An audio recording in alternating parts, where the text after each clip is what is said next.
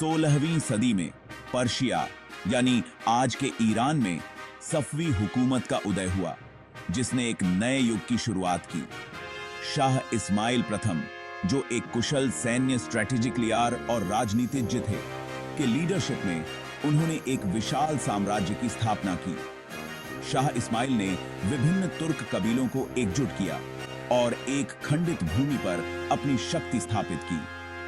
सफवी साम्राज्य अपने चरम पर आधुनिक ईरान, अजरबैजान, आर्मेनिया और Georgia, Iraq, Afghanistan, Pakistan, Bahrain और तुर्कमेनिस्तान के कुछ हिस्सों तक फैला हुआ था।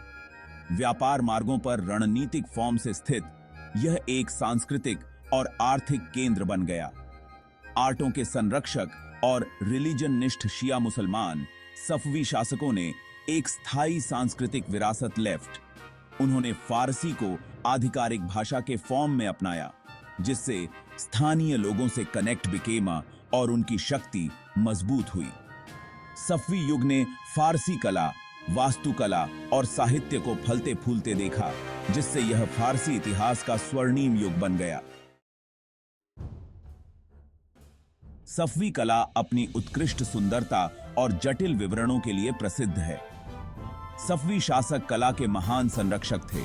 गहरे नीले, फिरोजी, लाल और सुनहरे जैसे जीवंत रंग उनकी कला में हावी हैं। रंगों के प्रति यह प्रेम जटिल टाइलों से लेकर कालीनों पर नाजुक पुष्प पैटर्न तक हर चीज में स्पष्ट है। सफवी कलाकार लघु चित्रकला, सुलेख, धातु शिल्प और मिट्टी के बर्तनों में उत्कृष्ट थे। कमाल उद्दीन बेजाद और रेजा अब्बासी जैसे कलाकारों के तहत लघु चित्रकला नई ऊंचाइयों पर पहुंची। सुलेख, जिसे इस्लामी कला का सर्वोच्च रूप माना जाता है, मीर एमाद और मीर अली हैरवी जैसे उस्तादों के साथ फला फूला। सफवी युग ने फारसी वास्तुकला का एक उल्लेखनीय उत्कर्ष देखा। सफवी वास्तुकारों ने भव्य इमारतें मादेई पारंपरिक फारसी तत्वों को नवीन डिजाइनों के साथ जोड़ा। स्मारकीय पैमाना सफवी वास्तुकला की एक उल्लेखनीय विशेषता है, जिसमें भव्य मस्जिदें, महल और सार्वजनिक चौक हैं। शाह अब्बास प्रथम द्वारा निर्मित इस्फहान का नक्श-ए-जहां चौक उनकी स्थापत्य महत्वाकांक्षा का प्रमाण है। ईवानों का उपयोग, एक छोर पर खुले दोमेजदार हॉल, सफवी वास्तुकला की एक परिभाषित विशेषता बन गया। सफवी वास्तुकार सजावट के उस्ताद थे, जो इमारतों को जटिल टाइलों, सुलेख और ज्यामितीय पैटर्न से सजाते थे। जीवंत कलर्सों का उपयोग अक्सर विपरीत संयोजनों में चकाचौंध भरे दृश्य इफेक्ट्स पैदा करता है। सफवी मस्जिदों के नीले गुंबद युग के प्रतिष्ठित प्रतीक बन गए। सफवी पर्शिया ने साहित्य का उत्कर्ष देखा, जिसमें कवियों, लेखकों और विद्वानों ने महान सुंदरता के कामों का निर्माण किया। सफवी दरबार संस्कृति और शिक्षा पर जोर देते हुए प्रतिभाशाली लेखकों और कवियों को आकर्षित करता था। फारसी गीत, कविता, व्यक्तिगत भावनाओं, प्रेम और आध्यात्मिकता पर सेंट्रित सादी, हाफिज और रूमी जैसे कवियों के तहत नई ऊंचाइयों पर रीच्ड।